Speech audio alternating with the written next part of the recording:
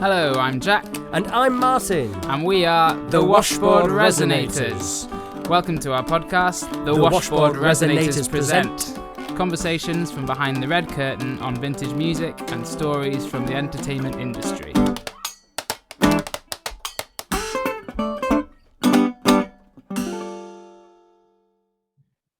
Hello and welcome to this week's Washboard Resonators Present. And this week we're revisiting Michael Messer because he has a guitar business that we didn't really talk about in his other podcast, but he has a new product available and we wanted to talk about it with him. Is that correct, Martin? Yeah, so I've really wanted to sort of share what goes into producing his Michael Messer brand guitars because they are really good resonator guitars. I really genuinely believe that. I can stand behind them, and I know a lot of people have bought them. But for a good 5, 6, 7 years, he's been working on something in secret, and the time has come to announce it. So do keep listening. We're going to find out about how he started the business, and then he's going to make this very special announcement about this new special product.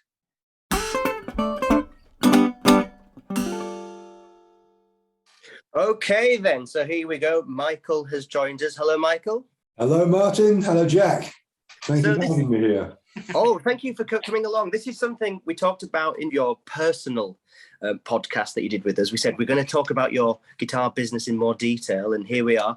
So We've got two sides to this, and I'm really excited to share. We're going to share how you came to actually have your own guitar business. I think it's a really interesting story.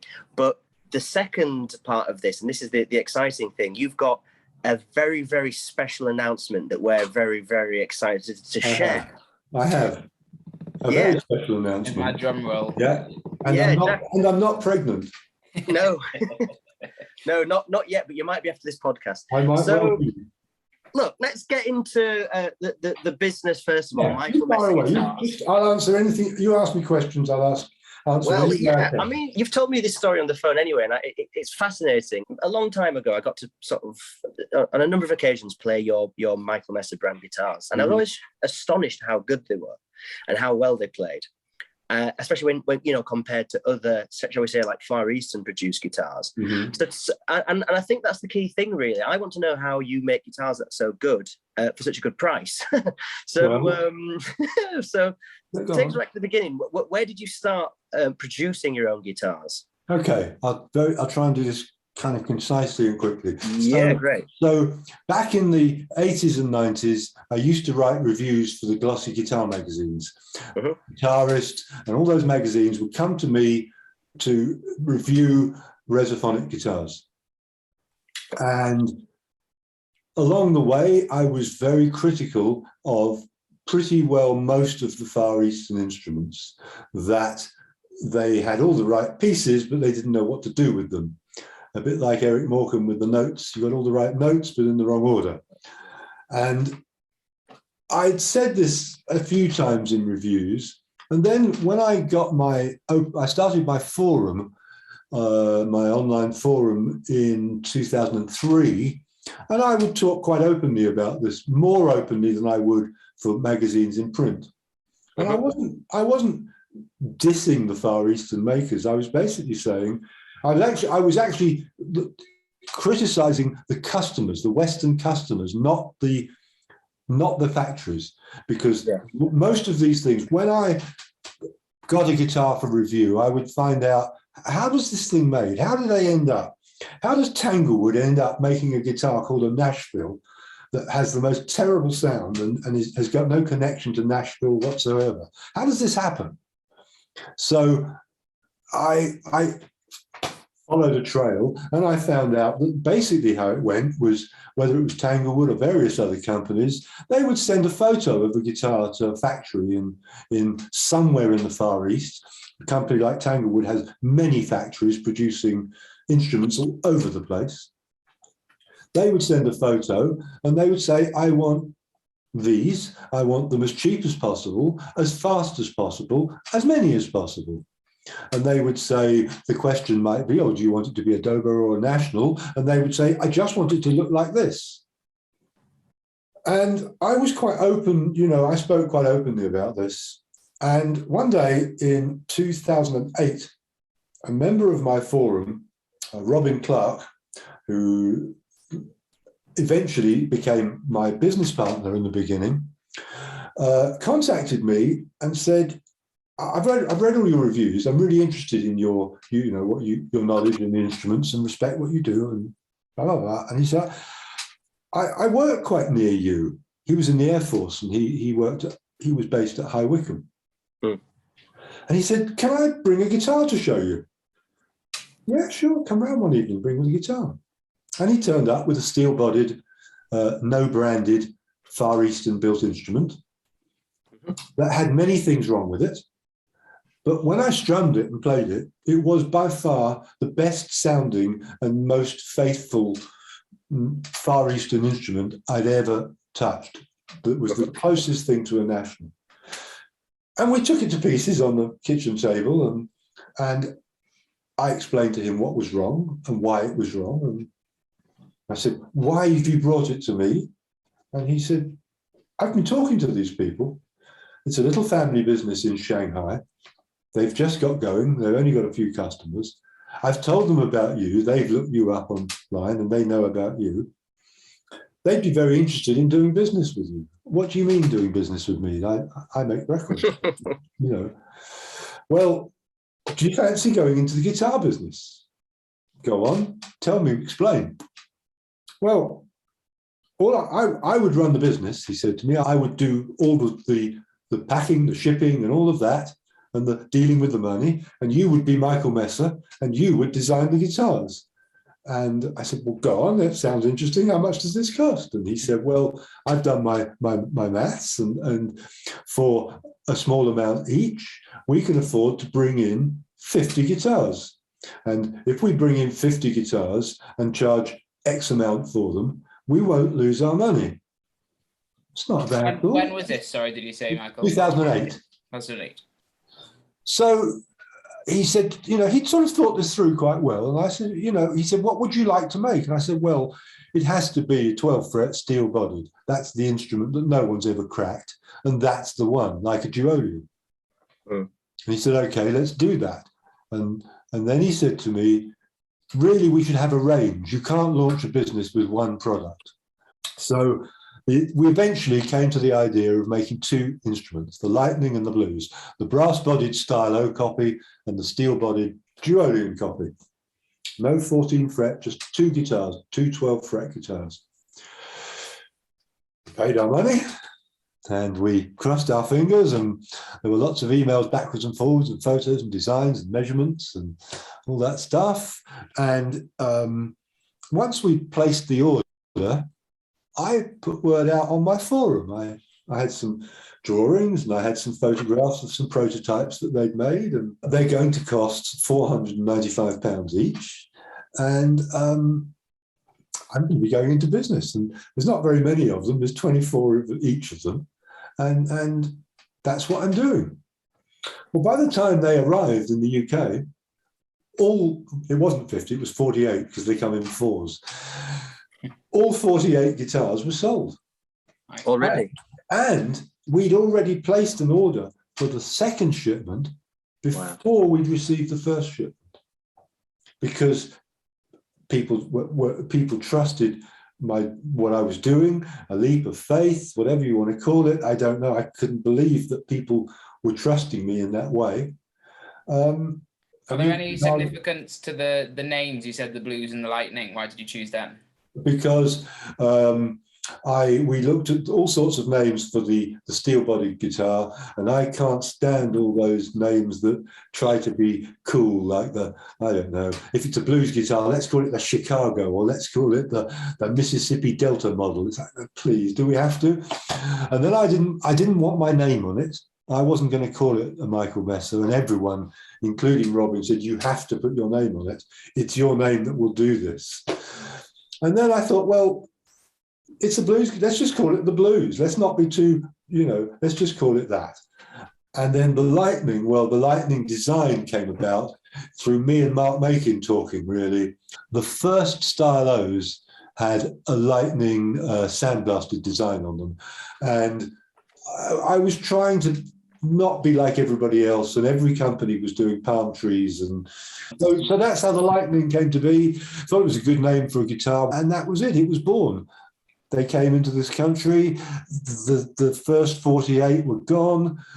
I had a couple of reviews done for magazines. Guitarist magazine made it the guitar of the month or whatever it was. Various other magazines I gave it to all raved about it. Back at that time, even 13 years ago, the internet wasn't as powerful as it is now. So it was still, print was the way to go. And it just took off. And I never wanted to take over the world. I've never tried to expand it. I've had offers to expand the business and be in every high street on the planet, and I don't want to be. I just enjoy it the way it is, small, controllable. The first few years, Robin dealt with all the guitars. He did the shipping. He set them up and did all of that. And in 2014, he'd had enough. It had got too big for him. And he'd done a fantastic job. And he decided he wanted to throw the towel in. So he left it to me, he left the company and said, "You're on your own now," which I was a bit worried about at first. And then I involved Dave King, renowned luthier and an old friend. So Dave King does all the setups and I do all the packing and checking and finishing of. So every guitar, every MM guitar comes through me. And I'm very careful about what goes out. I'm very serious about what goes out with my name on it. How many have you put out so far then? So you had 2 lots of 48 come in. And over 13 years later? Yes. Oh, heading for 2,000 guitars. Very nice. And still the 2 models up until... We've expanded a little bit. I've expanded. Still only 2 models. Well, no, we've now got only the Lightning is only a 12 fret model. The Blues is now 2 models, a 12 and a 14 fret model. And then I brought in 2014, I brought in a 12 fret wood bodied based on a 1928 Trionian, which I call a Blues 28. And then 3 years ago, I brought in a Blues 36, which is kind of based on a late 36 Trojan. So there's now 5 models.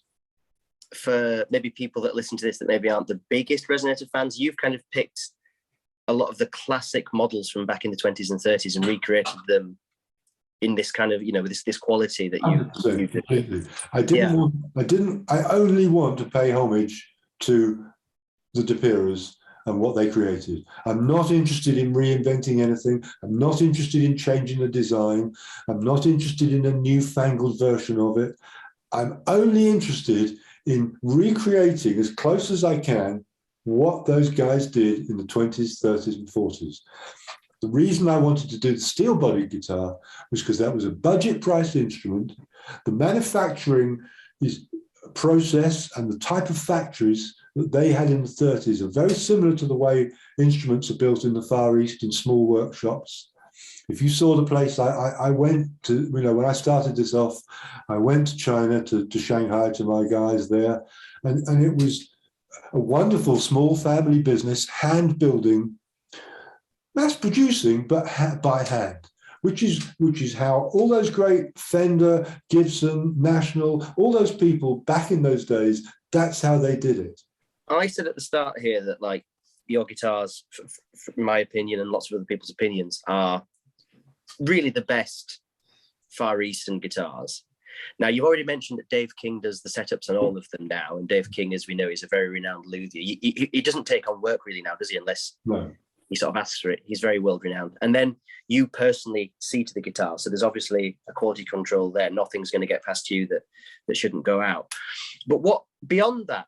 What is it about yours that makes them as good as they are? Because you've spec'd these, a lot of these Chinese kind of or Far East factories, they're putting stuff out that's just the same spec with a different manufacturer's badge on it. We've all seen them. So can you talk to us about that a little bit? Yeah, okay. First of all, before I move on to anything else, first of all, I talk about the people in Shanghai. Yeah. These people really know what they're doing.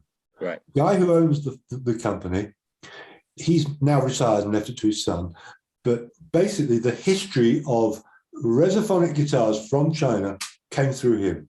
whether you think they're good or bad, the Shaftesbury's, the Johnsons, all that stuff was all built in a factory that he controlled the resophonic department.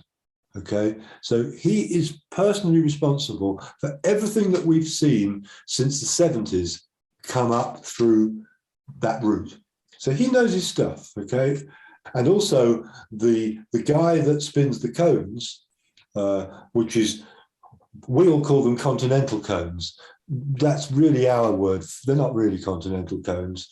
They're cones built by a guy for a few workshops, of which some of those are built for me to my spec and some for other cones. But continental cones is really what we call them, okay? There is one guy making all the cones that come under that umbrella of continental. And he hand spins, and he's an expert spinner. So, okay, that's them. And these guys know what they're doing. Yeah. Then you bring into the equation Robin Clark. Now, Robin didn't have a history in resonators, but he's a skilled guy, good engineer, definitely had a good head for getting an understanding quickly of it. So then you've got Robin and me. Now, my history, I don't need to explain in this. My history goes back more than 40 years with resonator guitars. At the time, it was less because it was 13 years ago, but my history doesn't need to be explained. My close friends were very important in this. First of all, we've got Mark Makin. Yeah. Mark was very, very instrumental in this, very, you know, in the look of it, in the product names, in the colour, the way that the blues is sprayed, the colour of that. Mark had a lot to do with that. We talked for many, many, many hours. You know, Mark and I probably talked about this far more than Robin and I talked about this. Then my other very close friend is Mike Lewis, Fine Resophonic Guitars, arguably the finest luthier building resophonic guitars in the world today. I concur. So I had a lot of help. It wasn't just me. It was all these different elements coming together to make it really, really good. And the thing is, what I always maintained, which was really my point in the whole thing, was that National Duolians were made for a few dollars. They were cheaply mass produced, and they were incredible instruments. Yeah. I see no reason why today, in a factory that is charging less than they charge in the West to manufacture, I see no reason why we can't make a budget-priced instrument as good as a National Duolian. Yeah. And I think we're pretty darn close, and only time will tell. When they're 70 years old and 80 years old, maybe people will look at those guitars in a different way. It must be rewarding to be able to manufacture an instrument that's that good and that affordable. Do you get a lot of feedback? Do you hear from people? I get incredible feedback. I don't have a click to buy thing. I like to communicate with my customers. They have to email me. We have an email conversation. I'm often advising them which model to get, because a lot of people have never owned one of these instruments before. I've always wanted a resonator guitar, which one to, and so that happens. I like to keep it small and controllable. It must be amazing. I know how much you love resonators. So to be this involved, to literally spec and get produced guitars that are as good as they can be, because you know what went into the old ones. It must be a nice feeling to give the musicians, the guitar players of the world, a resonator that sort of sits, way below the price of a decent American-made instrument. Absolutely that. And okay, a bit more than the usual cheaper stuff, but affordable for pretty much everybody. That must be a nice thing to do. But it is, and it's also a funny thing. As you get older, I kind of enjoy giving something back. It really is very touching when I get an email back. I got a lightning this morning, and I'm really blown away with it. It's amazing. I didn't think it was going to be this good. And for me, that's everything. And yeah, of course, it's nice to make a little bit of extra money. And as a professional musician, it was certainly one of the reasons I went into it, was because I could see another income coming in that was a little bit more reliable maybe than making records and doing gigs.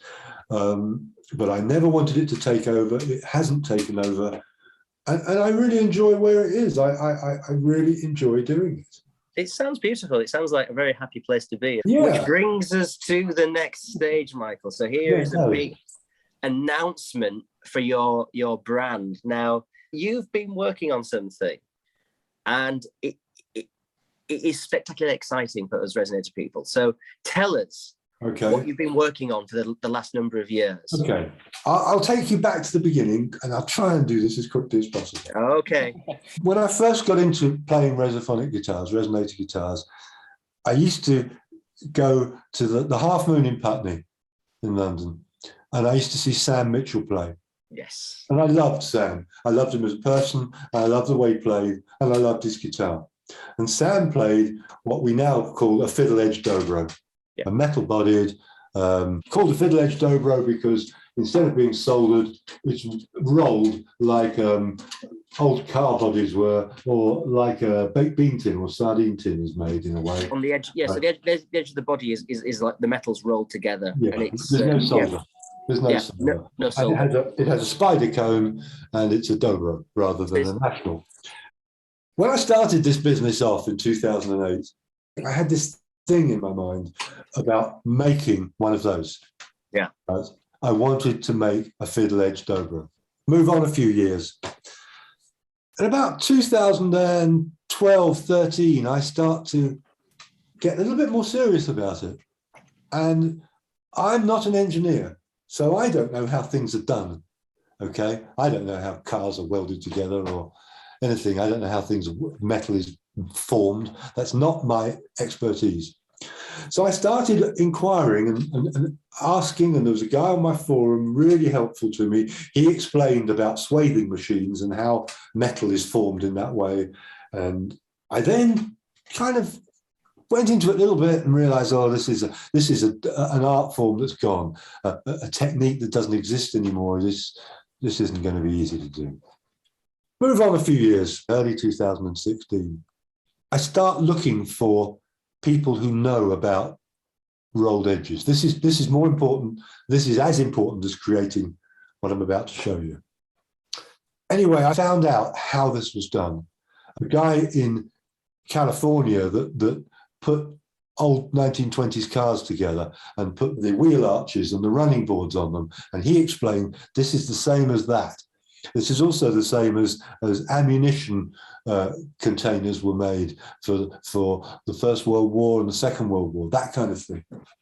So I then started to want to do this and do it properly and make a Fiddle Edge Dobro as a Michael Messer instrument.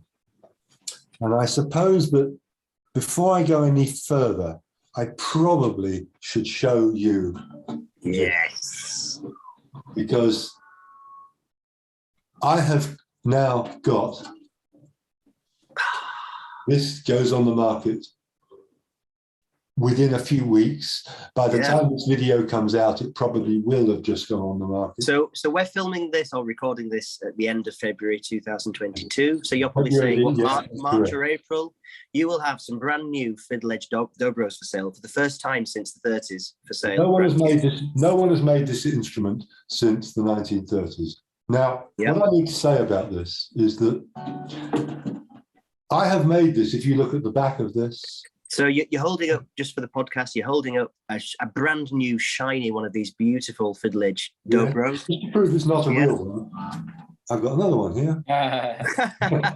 A matching pair. So, yes, so I'm just going to hold one for a minute. So I need to explain a few things about this.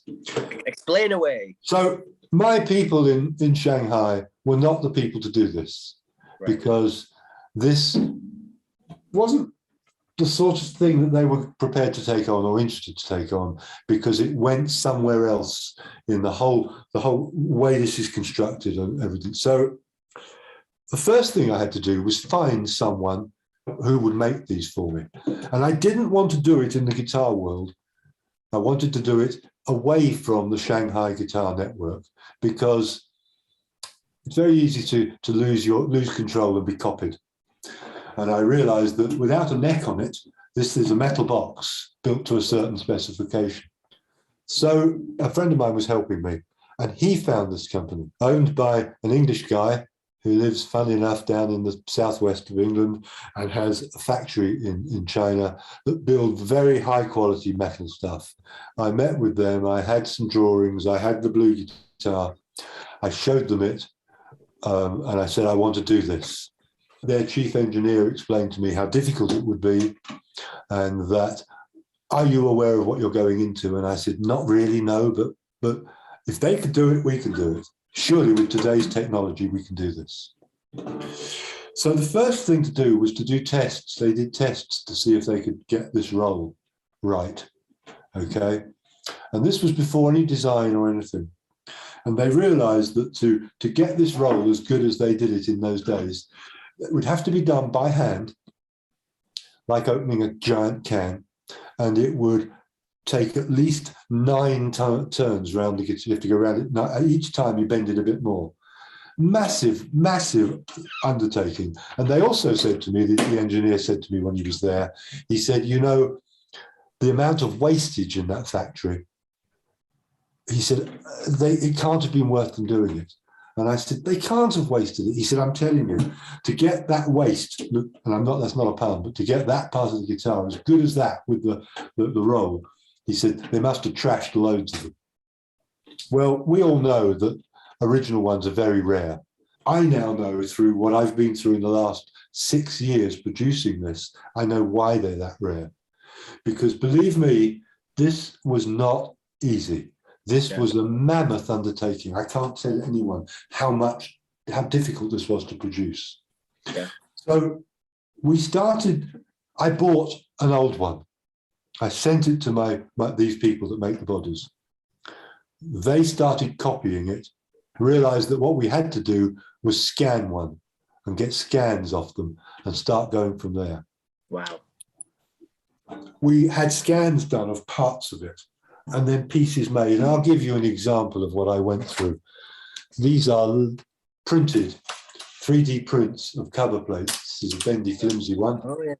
Okay, this is a bit more thick, and this is absolutely perfect.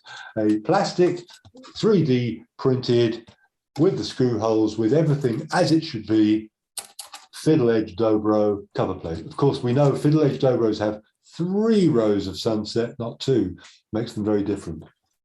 There are also some things I needed to redesign on this because there are inherent problems in originals that I wanted to get away from without changing any originality, but just making some adjustments to make it a little bit more user-friendly. Originals, the cover plate is very tight on the spider, almost touches it, and the bridge quite often does on some of them, is really, really close on there. So we adjusted, once it was scanned, I slightly adjusted the cover plate so we had a little bit more space for the bridge and for setups and stuff. This is absolutely dead on to the real thing, okay? It's slightly narrower, and I did that for a reason. I've always had a problem with them. Some of them can sound a bit tin can-like. And the research I did, having so many wonderful friends that, you know, Dave King, Mike Lewis, and various people that I spoke to about the whole construction of resophonic guitars and seeing some of the deeper bodied instruments produced by National, I decided the only change I wanted to make was I wanted to go slightly narrower, a bit more like a National, but not as narrow. Okay. So what does that do then to the sound? Takes away a bit of the tin canniness of it, tin can sound. Okay. It tightens it a bit. Yes. So compared to an original, it is a little bit narrow. 4 mil, something like that. Not very much at all. Oh, 4 mil. But it's enough to take the boxiness out of it. It was enough.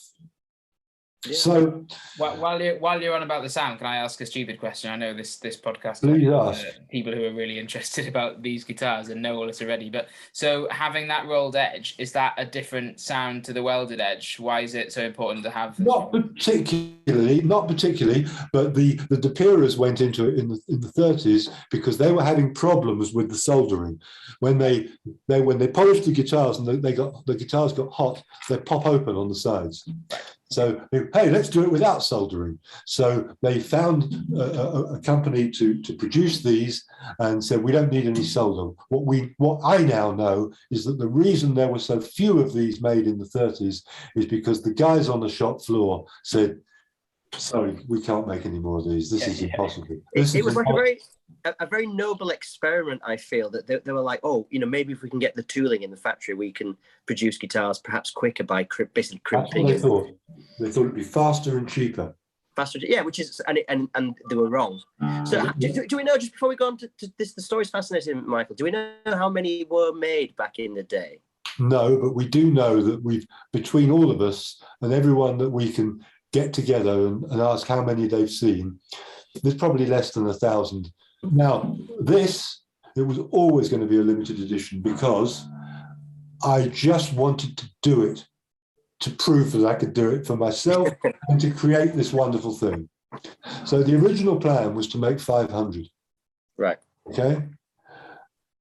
After 2 years of the factory having attempts at making them and having problems, the next problem that happened was they had to make a jig to put inside it, because once they put the back on, to put the top on, they were crushing the sides. And then they were sending me photos saying, we can't do this, we're crushing all the sides. I said, well, they did it, what do we do? Now, they invented their own jig to put inside so they could put the top on. Then we were off again. I was getting photos of piles of these just trashed, just useless. So then it starts to get going. I said, and of course, money's going into this. Huge amounts of money. It's not cheap to do this. It's cheaper than in the West, but we're talking huge amounts of money. The price of a small house, in some parts of the world. It's a serious thing to take on. And they knew that, and they were really helpful, these people, because they wanted to get me through it. And eventually, in around 2019, they said to me, and of course then lockdown caused all sorts of problems. In 2019, they said to me, we reckon we can get you 250. And 250 turned into 220. And there are 220 of these, and there will never, ever be any more. Oh, they're not making any more now? No, there are 220. They are a limited edition. They will never, ever be any more. And I can't go into pushing them any further because it's too difficult to make these bodies.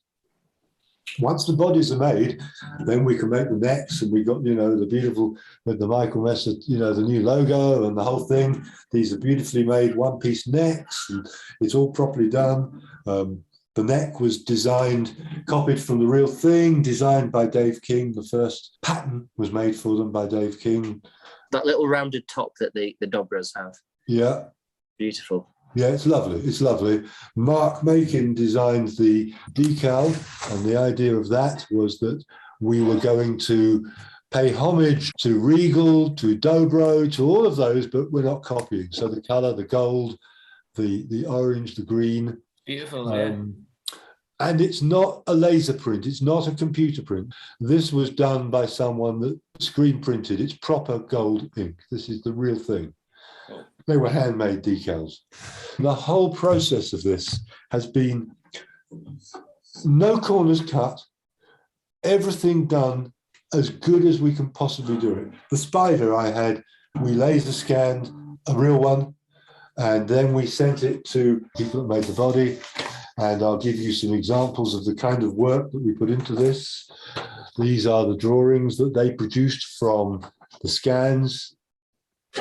So what you're showing now is the part of the resonator system, which looks a bit like a spider's web, and now you've got these 3D scans printed out and all the stuff there. Yeah, amazing. This is that when it was made, still in its mold.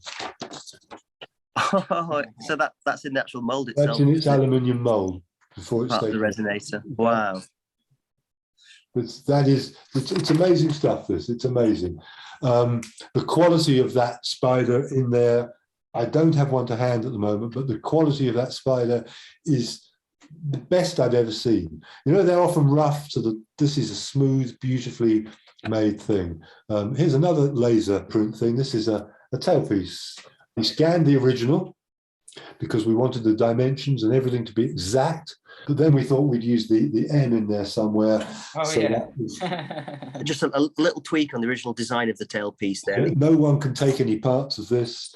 Hidden under this tailpiece, which all looks normal. When you take that away, you have an M in your cover plate, right? Your body, between the two spokes of in here, there's an M embossed there. Yeah. Yeah.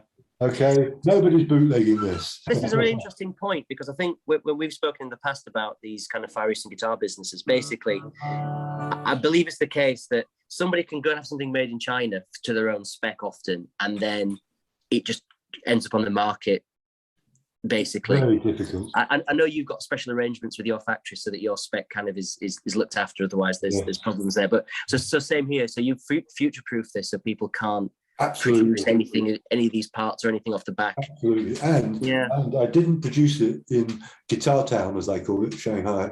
The dies are 2,000 miles away from there. Mm. So those dies don't exist in Shanghai. So yeah, this is a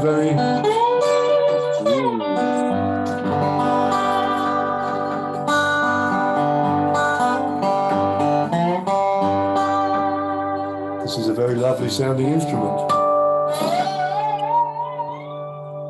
And it's always very easy for the manufacturer to talk about how wonderful their product is.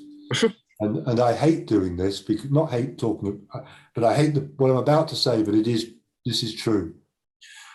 In most cases that I know of, with the brass-bodied ones, these are coming up as good as the best of the vintage ones, and in lots of cases better. This is quite a loud guitar. One of the reasons a lot of people don't use these on stage is because they're not particularly loud. Whereas this is very, very loud.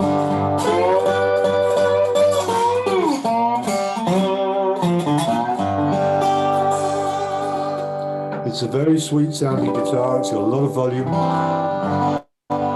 It's got everything you could want from an instrument like this. It's very dobro-y. If you play it as a dobro, it's got a very dobro-y kind of.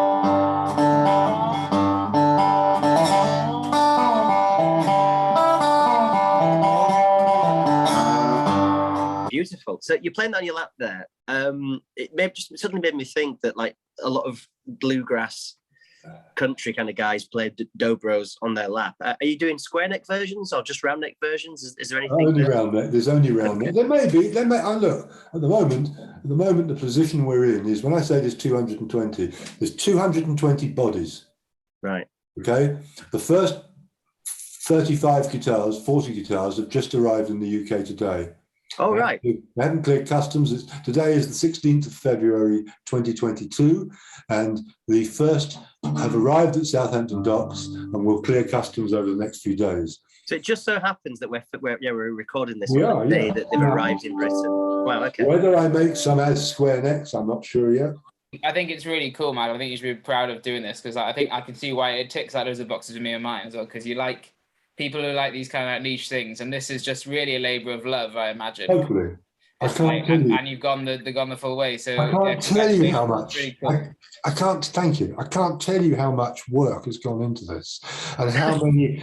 We are talking 6 years of, and being told for certainly the last couple of years of it. Okay, 2020 went a bit weird, but between 2018 and 19, the factory basically saying, we're struggling. Our guys, we're not sure if we're going to be able to finish this. The owner of the factory was so supportive and helpful that he could see what was invested in this, and he kind of said, we've got to produce some, because the guys put a lot of money into this.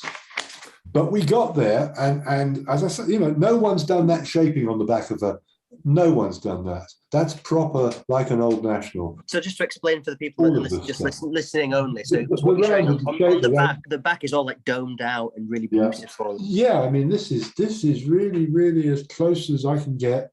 It's got the offset spider, which means it's not a 14 fret. It's sort of off, just off. It's not quite the right scale length. You look at them up close, and there, see, which is exactly like the real ones, which was a mistake.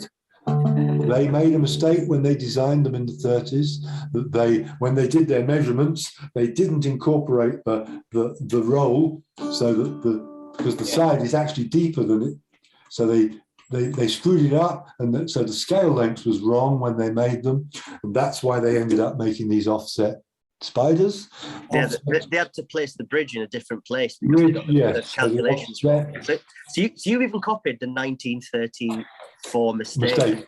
Oh, I had to. Another lovely thing that we've got happening, I don't have any yet, we're still running some tests, but we're going to be doing some sandblasting ones like the originals, and our dear friend Mark Makin has designed this. So this is, okay, so let me explain to people here for the podcast. So what we've got here is you're holding a picture with some etched design. So if anybody knows about resonator guitars, you've seen the Mark Knopfler guitar with the palm trees on it. So you're doing a design there with, is that a swan? Yeah, they're swans. They're swans, and there's like a really beautiful Art Deco kind of geometric pattern. Yes, or it could be flamingo. It could be flamingos, swans, flamingos. It's a beautiful Art Deco thing. So you're going to, flamingos, yeah, sorry, swans. What Mark's designed for you there, you're going to have some etched fiddle edges with a brand new design, Art Deco design on it. Yeah. So are you going to have some plain ones and then the etched ones? Yeah, we're going to do plain like this, and then we're going to do some with that sandblasted design. At the moment, there is only that design. If it turns out to be popular, maybe we'll do another design. I don't know at this point. That's cool. So you just, I guess you'll see how it goes from the first batch then. So are they all brass bodies, or are you doing different body types? All brass. We wanted to do some steel, but because they had so many problems, steel is much harder to bend and work than brass. Oh, right. Like, seriously. So, and when I suggested to them, can you do some of steel? It was like, come on, guys. Don't push it. Exactly that. Yeah. I mean, this is just amazing. You brought the olden days back to life. So, yeah, this is the first time since the 1930s that anyone's done this. The process of reproducing these beautiful instruments, what's it taught you about Dobro and the National Factory back in the 30s and the DePira family and their kind of sort of inventive engineering kind of brain? Well, it showed me, first of all, the genius of John DePira. Yes. And his family, and his, no question, because there were a lot of things in this that the whole idea of it was to make production easy. This has a ramp built into the top of the body. The body's not flat, so instead of having to angle the body and to get neck angles and everything, it's built in.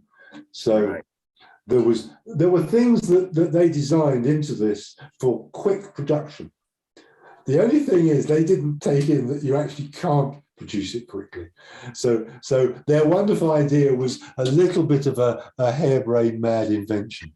So they must have seen like you say, those ammunition kind of boxes that we've probably all seen in like antique shops, really cheap, and gone, you just basically crimp and roll the edge. You run some tool along the edge of it, and it just crimps it all together.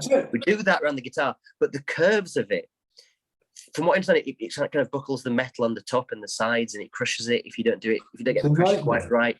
They need a lot of formers inside, otherwise it all collapses in. So they just, so they didn't take into account the curves. They were just seeing square boxes. Yeah, I think so. And also, which are quick to make. Things that make the strength, like the way this is rolled in. For example, so we're looking at the holes on the holes, what I call the gun sights, the windows.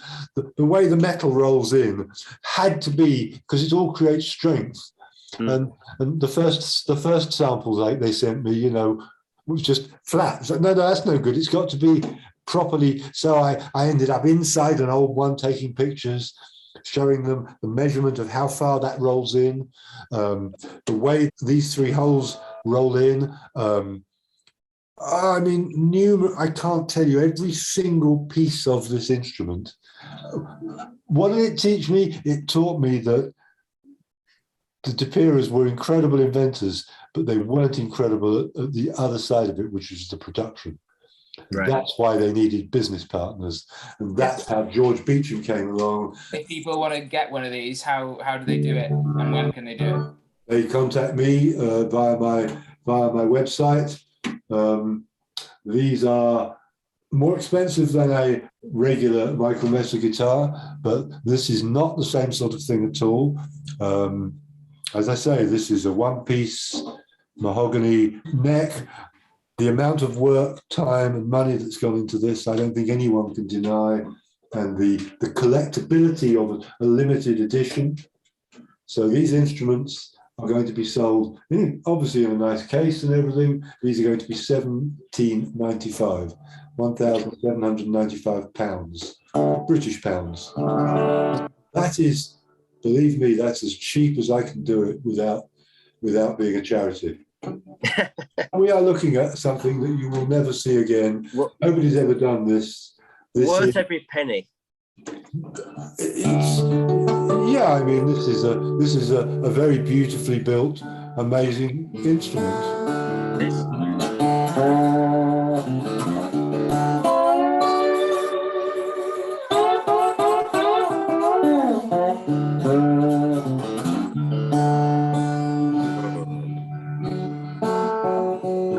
Let's Jack.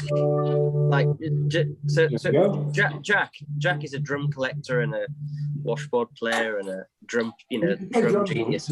Jack, when you look at that Dobro guitar, because obviously I use Nationals and you know all about Nationals, what do you think when you look at that? Do you think that looks nice? Do you like the design of it? What do you think as a layman?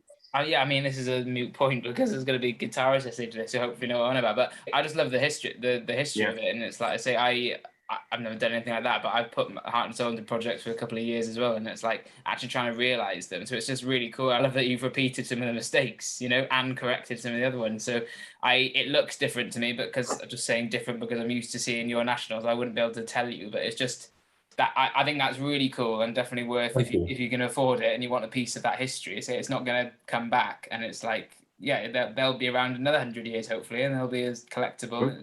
Absolutely, really cool absolutely. No, it really became a labour of love, and I didn't know I was going into that. I actually naively thought it would be quite easy. Beautifully built, beautiful sounding guitar.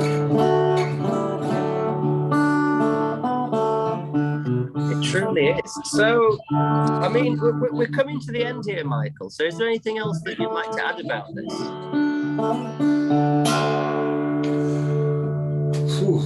don't know what to say. Have you said it all? I don't know what to say. And do you know what's really odd? I tell you what's odd. Reaching the point now where this is finished, where I'm now selling it. It's nice. It's a bit strange. We are talking about 6 years' work here. And anyone who doesn't know about how you turn something in from an idea into a reality, 6 years to make that, come on. But believe me, the work that went into this, the time, I haven't come to terms with the fact that they're going out as a product now, but they are. By the time this video's out, about the same time these things will be launched. You've had one of these instruments, haven't you? Did the one you have the F-holes or these gun sights? Yeah, so I borrowed one, a gold sort of plated one that had been messed about with and had a new neck on. That one had the F-holes, and it had been converted to a normal National style biscuit bridge from the offset Dobro Spider bridge. Oh, the inside of this, you just reminded me of something. So the sound well is exactly like an original. It will take both cones. It will take a 10.5-inch Spider Dobro cone, and it will also take a 9.5-inch National cone and biscuit bridge. Not at the same time, but so it's exactly designed the same. It's exactly the same. It's a really good point again. So back in the day when the Deperas were designing these, they designed it on purpose so you could put either cone style in, didn't they? Yeah. And you've done that. Yeah. So are you going to be just selling the Dobro style cone, or do you think you might even do some national cones? Well, I've got one. I meant to should have brought it down. I've got one upstairs with a national cone in. So you'll be able to offer either. It sounds great. If anyone wants a national cone, they can have a national cone. Yeah. Oh wow, this is amazing. Well, look, I think we'll bring this to a close. What an incredible journey you've been on to recreate this. A labour of love. It's an extraordinary journey, and thank you for interviewing me about it. I'm just really glad that we can share this because you've told me about this, and I've kept it under my hat, and it's to me it's one of the most exciting kind of things to come up in the resonator world for a very, very long time to recreate this. And I think when this drops, it's gonna surprise and shock a lot of people. And what I think nobody will understand is what's gone into it. And I know that even just now we've spent about maybe 40 odd minutes talking about this guitar. We've spoken on the phone about this, and you've gone into much more detail. It's so much more complex than people understand. But I hope that people get an idea of what you've had to do this. Yeah, I think it's amazing. I commend you wholeheartedly for doing that. No, there's nothing like this. No one, and I don't think anyone else will go into producing anything like this, because I actually would say don't, because this is a really very difficult thing to do, and I had no idea when I started. The one person that did know was the first engineer I met at that first trade show in London. He came over from China with these people that made this. He was a young guy. He just finished university. He was a really nice guy, and he looked at the original blue one, and he said to me, "This is really difficult. I said, "Come on, in this day and age with all your technology," he said, "You have no idea." He was the one that was right. Well, yeah, exactly. So if the shipments arrived today, you're going to wake up tomorrow. What are you going to do then? Start trying to recreate the old Dobro banjos or something like that? Yeah, that's what I'm doing tomorrow. Yeah, we're doing that. I think we'll do the John DePere violin. Yeah, I think we'll do that. And then we'll follow that with the John DePere double bass, I think. Yeah, I've seen this. Yeah. Whatever the weirdest, stupidest kind of ideas that they came up with. Exactly. Well, look, let's bring this to a close, because I think we've got a great part to tell there. Thank you very much. No, thank you for sharing this. I'm really honoured, and even Jack's interested, and he plays drums. Yeah. And he plays the drums. Yeah. So well, let's just say thank you very much. Well, thank you, Michael Messer, and we'll say goodbye for now. Thank you. Yeah. Just one thing before you go, I want to thank you guys for doing this, and for all the stuff you do, interviewing people, making your videos about resonator guitars and about drums and the whole thing. What you guys are doing is amazing. We're just two small, hairy ginger men that are just messing about. There is that too, but the whole thing that you're doing with your online presence and your Washboard Resonators duo is superb. So it's a wonderful thing. Thank you very much. It's a wonderful thing. Yeah. You can pay me. Feel embarrassed now. Bye, everybody. Bye. Fantastic. Bye. Bye. Okay, then. So there we go. Very exciting, very interesting news for all us resonator people. So if people do want to find out more, they can just Google Michael Messer. He's got a website, and that's where you'll find his guitar brand. And MESSER, right? Michael Messer. That is correct. And you heard what went into that. So I don't know why anybody listening to this to the end wouldn't want to go and buy one just to support all that excellent work. Absolutely. Yeah. So thanks very much for listening. Yeah. And come back next week for next week's guests. Goodbye. Goodbye. Thanks for listening to the Washboard Resonators Present. If you've enjoyed this podcast, please subscribe, rate, and leave a comment. And to support our band, please sign up to the mailing list. You'll find the link in the show notes and on the website.